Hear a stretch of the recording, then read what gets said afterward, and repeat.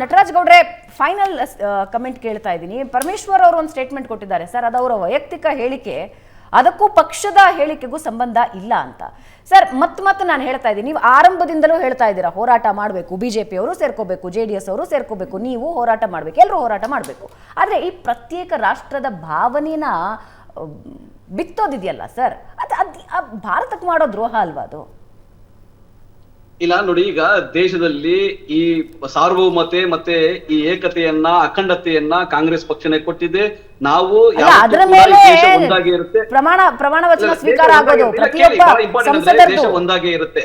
ಆದರೆ ಈ ದೇಶ ಒಂದಾಗಿರುತ್ತೆ ಅಂತ ಹೇಳಿ ನಾವು ಜಾಸ್ತಿ ದಬ್ಬಾಳಿಕೆಯನ್ನ ಸಹಿಸ್ಲಿಕ್ಕೆ ಸಾಧ್ಯ ಆಗೋದಿಲ್ಲ. ಇಡೀ ನರೇಂದ್ರ ಮೋದಿ ಸರ್ಕಾರ ಬಂದ ಮೇಲೆ, ಬಿಜೆಪಿ ಸರ್ಕಾರ ಬಂದ ಮೇಲೆ ಪ್ರತಿಯೊಬ್ಬ ಕನ್ನಡಿಗನ ಮೇಲೆ 1,20,000 ರೂಪಾಯಿ 1,20,000 ರೂಪಾಯಿ ತಲಾ ಸಾಲವನ್ನ ತಲೆ ಮೇಲೆ ಓಡಿಸಿದ್ದಾರೆ ನಮಗೆ.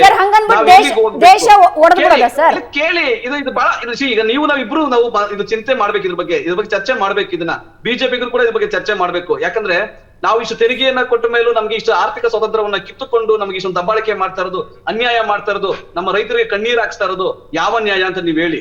ಈ ಭಾವನೆಗಳನ್ನ ತರ್ತಾ ಇರ್ತಕ್ಕಂಥದ್ದು, ಪ್ರತ್ಯೇಕತೆ ಭಾವನೆ ಆಗ್ಲಿ, ಬೇರೆ ಭಾವನೆಯನ್ನ ಮನಸ್ಥಿತಿಯನ್ನು ತರ್ತಕ್ಕಂಥದ್ದು ಬಿಜೆಪಿ ಮಾಡ್ತಾ ಇರ್ತಕ್ಕಂಥದ್ದು, ಬಿಜೆಪಿ ಸರ್ಕಾರ ಮಾಡ್ತಾ ಇರ್ತಕ್ಕಂಥದ್ದು. ಇಡೀ ದಕ್ಷಿಣ ಭಾರತವನ್ನ ನೀವು ತಾರತಮ್ಯ ಮಾಡಿ, ನೀವು ದಬ್ಬಾಳಿಕೆ ಮಾಡಿ ಅದು ಬಿಡ್ಲಿಕ್ಕೆ ಸಾಧ್ಯ ಆಗೋದಿಲ್ಲ. ನಮ್ಮ ಜನರ ಕಣ್ಣೀರು, ನಮ್ಮ ಜನರ ಆಕ್ರೋಶ ಒಂದಲ್ಲ ಒಂದಿನ ಆಸ್ಫೋಟ ಆಗುತ್ತೆ. ಅದಕ್ಕೆ ನೀವು ಅವಕಾಶ ಮಾಡ್ಕೊಡ್ಬಾರ್ದು. ನೀವು ಎಚ್ಚೆತ್ಕೋಬೇಕು. ಕೇಂದ್ರ ಸರ್ಕಾರ ಮನವರಿಕೆ ಮಾಡ್ಕೋಬೇಕು. ರಾಜ್ಯಕ್ಕೆ ಅನ್ಯಾಯವನ್ನ ಜಾಸ್ತಿ ಮಾಡಬಾರದು. ರೈಟ್, ರತ್ನ ಅವರೇ, ಫೈನಲ್ ವರ್ಡ್ಸ್. ಮೇಡಮ್, ನೀವು ಹೇಳ್ದಂಗೆ ಇದು ದೇಶಕ್ಕೆ ಮಾಡೋ ದ್ರೋಹ. ಪ್ರತ್ಯೇಕತೆ ಅನ್ನೋದು ದೇಶಕ್ಕೆ ಮಾಡೋ ದ್ರೋಹ. ನಾವು ಕವಿಗಳನ್ನೆಲ್ಲ ಕೇಳಿದ್ದೀವಿ. ಕವಿಗಳು ದೊಡ್ಡವರೆಲ್ಲ ಹೇಳ್ತಾರೆ, ನಾವು ನಾಡನ್ನು ಕಟ್ಟಬೇಕು, ಯಾವತ್ತು ನಾಡನ್ನು ಒಡೆಯೋ ಕೆಲಸ ನಾವು ಮಾಡಬಾರ್ದು. ಇವ್ರಿಗೆ ದೀನ ದಲಿತರ ಬಗ್ಗೆ ಆಸಕ್ತಿ ಇರಬೇಕಾಗಿತ್ತು, ಬಡವರ ಬಗ್ಗೆ ಕಾಳಜಿ ಇರಬೇಕಾಗಿತ್ತು. ಇದು ಬಿಟ್ಟು ನಾವು ಕೊಡೋದು ಯಾವ ರೀತಿ ದುಡ್ಡು ತರಬಹುದು ಅನ್ನೋದು ನಾವು ಮಾಡಬೇಕು. ಇದೇನು ಮಾಡಬಾರ್ದು. The gist of the matter is only so much. ಯಾವ ಒಂದು ಮೋದಿ ಸರ್ಕಾರ ಇಲ್ಲಿಗೆ ಅನುದಾನ ಕೊಟ್ಬಿಟ್ರೆ ಅವ್ರ ಹೆಸರಿಗೆ ಬಂದ್ಬಿಡುತ್ತೋ ಅನ್ನೋ ಕಾರಣಕ್ಕೋಸ್ಕರ ಇವರೆಲ್ಲ ಮಾಡಕ್ ಬಿಡ್ತಾ ಇಲ್ಲ. ಅದರಲ್ಲಿ ರಾಜಕಾರಣ ಮಾಡ್ಕೊಂಡು ಇವ್ರು ದುಡ್ಡು ಕೊಡ್ತಿಲ್ಲ ಅಂತ ಇವರಲ್ಲಿ ಬೆಳೆ ಬೇಯಿಸ್ಕೊತಾ ಇದ್ದಾರೆ. ಇವರಲ್ಲಿ ಫೈನಾನ್ಷಿಯಲ್ ಸ್ಟೆಬಿಲಿಟಿ ಆಗ್ತಾ ಇಲ್ಲ. ಹಾಗಾಗಿ ಇವರು ಬೇರೆ ಏನು ಮಾಡಕ್ಕಾಗ್ದೇನೆ ರಾಜಕೀಯ ಒಂದು ಈ ಘೋಷಣೆಗಳನ್ನ ಮತ್ತೆ ಈ ಸ್ಟೇಟ್ಮೆಂಟ್ಸ್ಗಳನ್ನ ಮಾಡ್ತಾ ಇದ್ದಾರೆ. ಕಾಂಗ್ರೆಸ್ ರಾಜ್ಯದಲ್ಲಿ ಅಧಿಕಾರಾರೂಢ ಪಕ್ಷ, ಬಿಜೆಪಿ ಕೇಂದ್ರದಲ್ಲಿ ಅಧಿಕಾರಾರೂಢ ಪಕ್ಷ. ನೋಡಿ, ಅಲ್ಲಿ ನೀತಿ ಆಯೋಗ ಅಂತಿದೆ. ನೀತಿ ಆಯೋಗದ ಎಕ್ಸಿಕ್ಯೂಟಿವ್ ಕಮಿಟಿಯಲ್ಲಿ ಎಲ್ಲ ರಾಜ್ಯಗಳ ಮುಖ್ಯಮಂತ್ರಿಗಳು ಸದಸ್ಯರು. GST ಕಮಿಟಿ, GST ಎಕ್ಸಿಕ್ಯೂಟಿವ್ ಕೌನ್ಸಿಲ್ನಲ್ಲಿ ಎಲ್ಲ ರಾಜ್ಯಗಳ ಅರ್ಥ ಸಚಿವರು ಅದಕ್ಕೆ ಸದಸ್ಯರು. ನಮ್ಮ ಮುಖ್ಯಮಂತ್ರಿಗಳು ನೀತಿ ಆಯೋಗದ ಸಭೆಗೆ ಬಹಿಷ್ಕಾರ ಹಾಕ್ತಾರೆ. GSTಗೆ ತಾವೋಗಲ್ಲ, ಅರ್ಥ ಸಚಿವರು ತಾವೇ ಆಗಿದ್ರು ಕೂಡ ಬೇರೆ ಯಾರನ್ನೂ ಡೆಪ್ಯೂಟ್ ಮಾಡ್ತಾರೆ. ಹೋರಾಟದ ಅಗತ್ಯ ಇಲ್ಲ. ಎರಡು ಕಡೆ ಆಳು ಪಕ್ಷ ಆಗಿರೋ ಹೋರಾಟ ಯಾಕೆ ಮಾಡ್ತೀರಾ?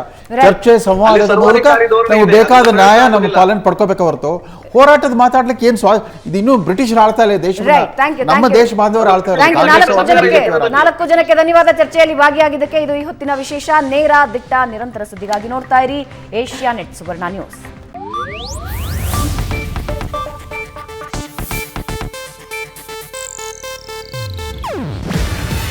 ಇದು ಏಷ್ಯಾನೆಟ್ ನ್ಯೂಸ್ ನೆಟ್ವರ್ಕ್ ಪ್ರಸ್ತುತಿ.